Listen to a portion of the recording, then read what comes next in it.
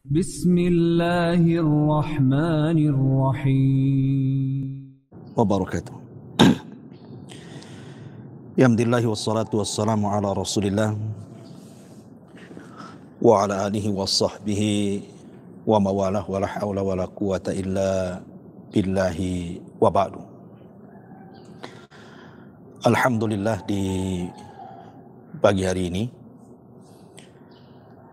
kita bisa berjumpa walaupun lewat media sosial Humairah Channel, dan ada sedikit faedah yang akan saya sampaikan di pagi hari ini berkenaan dengan 6 salat yang manusia terkadang lalai untuk melakukannya. Dan ini sebagai nasihat bagi saya pribadi dan juga kita semuanya, bahwa ada solat-solat yang terkadang kita lalai melupakannya, padahal 6 solat ini sangat dianjurkan dan sunnah untuk dilakukan dan memiliki faedah yang sangat-sangat besar sekali dalam kehidupan kita. Apa 6 solat yang dilalaikan yang sedikit sekali manusia mau mengerjakannya? Tidak memperpanjang mukaddimah, yang pertama solat at-taubah, solat taubat. Siapa di antara kita yang tidak melakukan dosa, baik dosa besar ataupun dosa kecil? Setiap kita pasti melakukan dosa. Karena memang dosa itu sesuatu yang sudah menjadi kebiasaan manusia melakukannya. Mata ini bisa berbuat dosa, lisan juga bisa berbuat dosa, telinga juga bisa berbuat dosa, tangan, kaki, pikiran, dan begitu seterusnya. Tetapi kalau kita melihat sunnah Nabi SAW, apabila seseorang itu melakukan dosa, maka Nabi SAW mengatakan dalam hadis Abu Bakar As-Siddiq radhiyallahu an, dia mendengar Nabi SAW bersabda, "Ma min 'abdin yudhnibu dhanban fayuhsinu at-tuhura thumma yaqum fayusalli rak'ataini thumma yastaghfirillaha illa ghufira lahu."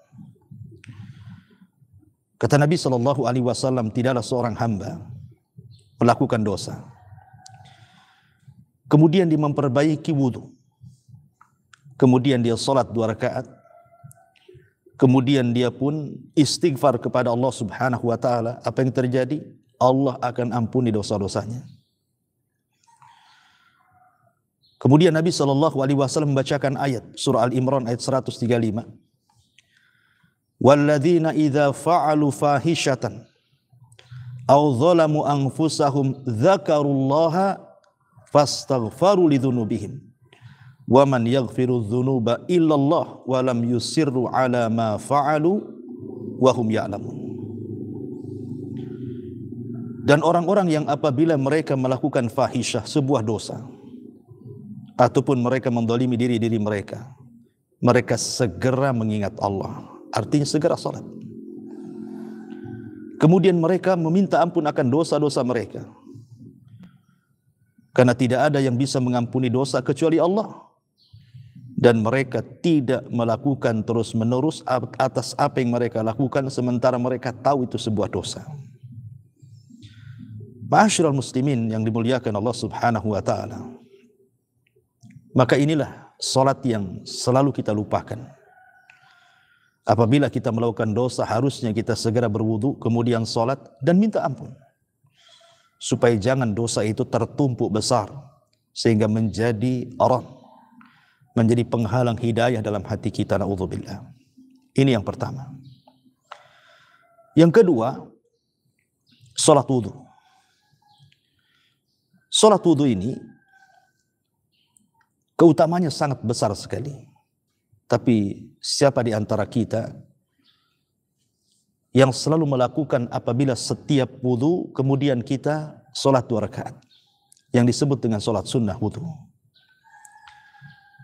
Satu hari Nabi SAW pernah memanggil Bilal dan mengatakan, ya Bilal, wahai Bilal, inni sami'tu khaskhasataka fil jannah, madza tasna? Wahai Bilal, ketika aku masuk ke dalam sorga, aku mendengar suara terompahmu di sorga. Apa yang kau lakukan? Maka Bilal mengatakan, ma'alimtu amalan arja indi anni lam atatahhar tuhuran illa fi sa'ati lailin aw naharin illa sallaitu bidzalika at-tahur ma kutiba li an usalliya. Kata Bilal ibn Abi Rabah, dia mengatakan, tidaklah aku mengetahui satu amalan yang itu sangat penting menurutku setelah aku melakukan berwudu baik di malam hari atau di siang hari, kecuali aku akan melaksanakan solat at-tuhur ataupun solat berwudu, solat selepas wudu. Itulah yang dilakukan Bilal ibn Rabah, melakukan solat setelah wudu. Dan Nabi SAW menjanjikan bahwa orang yang senantiasa melakukan salat sunnah setelah wudu, maka dosa-dosanya akan diampuni oleh Allah Subhanahu wa taala. Dalam riwayat, wajabat lahul jannah, maka dijamin masuk surga. Kata Nabi SAW, man tawadda'a nahwa wudu'i hadha, siapa yang berwudu seperti wuduku ini, kata Rasul, thumma qama faraka'a rak'ataini, kemudian dia berdiri melaksanakan 2 rakaat salat, la yuhadditsu fiha nafsahu, dan dia tidak berbicara antara wudu dengan salat, artinya dia lakukan penuh dengan kehusyuan, ghufira lahu ma taqaddama min dzambi, maka akan diampuni dosa-dosanya. Dalam riwayat, wajabat lahul jannah, maka dijamin masuk surga. Subhanallah. Lihat keistimewaan salat selepas wudu. Dosa kita diampuni dan ada jaminan dari Allah Subhanahu wa taala dengan surga. Tapi sekali lagi saya katakan, betapa banyak di antara kita ini yang melaksanakan sunnah wudu ini. Kadang-kadang kita lalai. Saya, Anda, kadang-kadang kita lalai melakukan ini. Padahal luar biasa pahala yang akan didapat orang yang melaksanakan 2 rakaat wudu itu. Kemudian yang ketiga, salat ketika tertimpa musibah. Kita tahu bahwa manusia tidak lepas daripada musibah. Entah musibah dari keluarga, entah musibah dari kesehatan, entah musibah dari mana datangnya, ekonomi. Kadang-kadang kita diuji oleh Allah Subhanahu wa taala, mungkin sebagai pedagang tidak laku dagangannya. Mungkin seorang pengusaha kolab perusahaannya. Mungkin dia seorang karyawan di PHK pula dari pekerjaannya. Atau mungkin pribadi kita diuji dengan berbagai macam penyakit. Ataupun ditimpa musibah, mungkin harta kita habis, entah kena musibah, entah apalah musibah yang terkadang mau tidak mau, suka ataupun tidak suka, terkadang Allah Subhanahu wa taala menurunkan musibah kepada kita. Tetapi Allah Subhanahu wa taala tidak membiarkan musibah itu berlarut-larut pada diri kita. Allah memberikan solusi. Dan itu dicontohkan Nabi SAW apabila terjadi kesulitan yang dia tidak bisa keluar dari situ. Maka dijelaskan dalam hadis yang dikeluarkan Abi Dawud, Imam Ahmad dari hadis Hudzaifah ibn Yaman. Kata Nabi SAW, kata beliau, kana Nabi SAW idza hazabahul amru fazi'a ila shalah. Jadi Nabi SAW itu apabila ada masalah besar, ada masalah berat, maka beliau segera melaksanakan sholat. Dan ini hukumnya sunnah. Kenapa demikian? Kita tahu bahwa musibah ini datang dari Allah Subhanahu wa ta'ala. Dan Allah juga yang akan mengangkat musibah ini. Dan tidak ada tempat kita berdialog dengan Allah, mengeluhkan masalah kita, mengeluhkan musibah kita, mengeluhkan persoalan-persoalan kita, kecuali di saat kita sholat.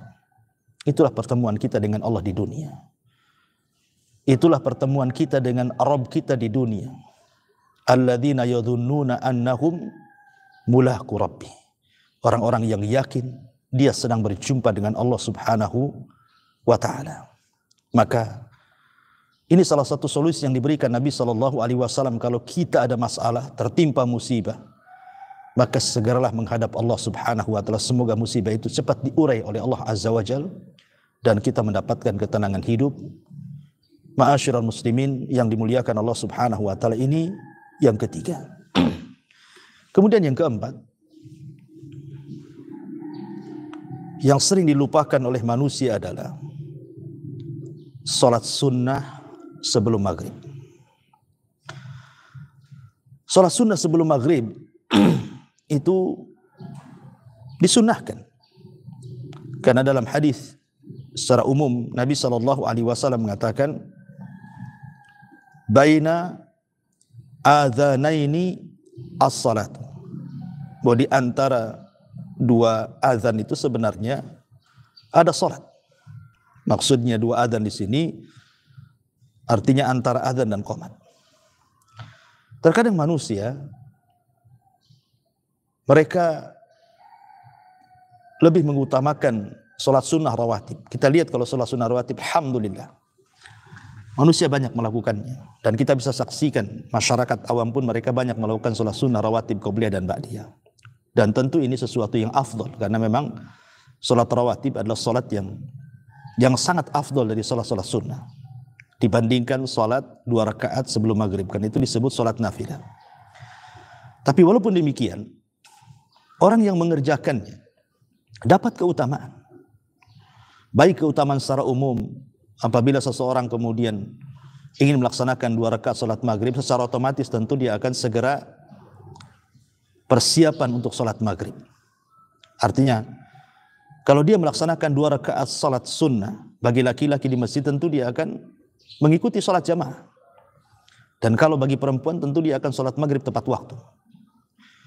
Kemudian juga bisa lebih menghusyukan salat maghrib itu sendiri. Dan juga menambah pahala salat sunnah. Makanya Nabi SAW mengatakan kepada para sahabatnya, sallu qablal maghrib, salatlah kalian sebelum salat maghrib. Sallu qablal maghrib, salatlah kalian sebelum salat maghrib. Tsumma qala fi tsalitsati liman syaa. Kemudian setelah dia memerintahkan 3 kali, baru Rasulullah SAW di ujung hadis mengatakan, bagi yang berkehendak. Bagi yang berkehendak salat, silahkan salat. Tetapi dari sini bagaimana perintah Nabi SAW sampai 3 kali terulang menunjukkan bahwa salat ini juga memiliki keistimewaan yang luar biasa. Makanya sahabat Nabi SAW apabila mendengar adzan maghrib, mereka bersegera salat 2 rakaat sebelum qomat. Dan Nabi SAW menyaksikan mereka dan tidak melarang mereka. Bahkan Nabi memerintahkan di hadis yang sudah saya sebutkan tadi. Ini yang keempat.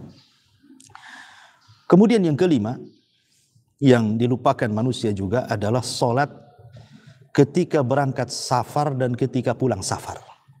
Ini hampir manusia jarang melakukannya. Pada sunnah Nabi SAW sebagaimana dijelaskan dalam hadis Bukhari dari Ka'ab, anna Nabiy SAW kana idza qadima min safarin dhaha dakhala al-masjid. Idza qadima min as-safari dhuha dakhala al-masjid fa shalla rak'ataini qabla an yajlis. Kata Ka'ab, Nabi SAW apabila datang dari safar di waktu duha umpamanya, maka beliau masuk ke dalam masjid kemudian salat 2 rakaat sebelum duduk. Artinya ini sunnah salat setelah datang dari safar. Begitu juga sunnah apabila kita hendak memulai melakukan safar. Sampai-sampai Al-Imam Abi Dawud rahimahullahu ta'ala dalam sunannya membuat bab fis salati indal qudumi minas safar. Bab tentang sunnahnya salat datang dari safar. Datang dari safar, ya. Maka ma'asyiral muslimin yang dimuliakan Allah Subhanahu wa taala, Ini sunnah yang terkadang dilalaikan oleh manusia, salat sebelum dan sesudah bersafar. Ma'asyiral muslimin yang dimuliakan Allah Azza wa Jalla. Kemudian yang terakhir tentu salat istikharah. Salat istikharah itu sunnah hukumnya, di mana terkadang kita ini dipilihkan dengan sebuah permasalahan, 2 atau 3 masalah, kadang-kadang kita bingung harus memilih. Apakah saya harus memilih masalah A atau masalah B? Masalah B atau masalah C? Terkadang kita dihadapkan kepada sebuah pilihan. Maka tentu kita akan memilih yang terbaik dari pilihan-pilihan tersebut, dan tidaklah kita memilih pilihan yang terbaik kecuali karena bimbingan Allah Subhanahu wa taala. Karena Allah yang tahu maslahat kita, maslahat ke depan urusan kita, kehidupan kita. Maka mintalah kepada Allah yang sudah mentakdirkan segalanya untuk kehidupan kita, supaya Allah memilihkan kepada kita pilihan yang terbaik. Inilah di antara 6 salat terkadang manusia lupa untuk melalaikannya. Padahal kita tahu bahwa 6 salat ini kalau kita kerjakan, luar biasa keutamaan, kemuliaan dan pahalanya di sisi Allah Subhanahu wa taala. Mudah-mudahan faedah pagi bermanfaat untuk saya dan jamaah sekalian. Subhanakallah bihamdika asyhadu an la ilaha illa anta astaghfiruka wa atubu ilaik. Allahu taala alam. Assalamualaikum warahmatullahi wabarakatuh. Intinya bahwa tolong berakhlak kepada Allah. Membahas tafsir dari surah Al-Imran. Lahirlah Imam Muslim, Abi Dawud, Tirmidzi, Ibnu Hibban. Jadi ketika Yunus alaihi salatu wassalam terkena undian itu,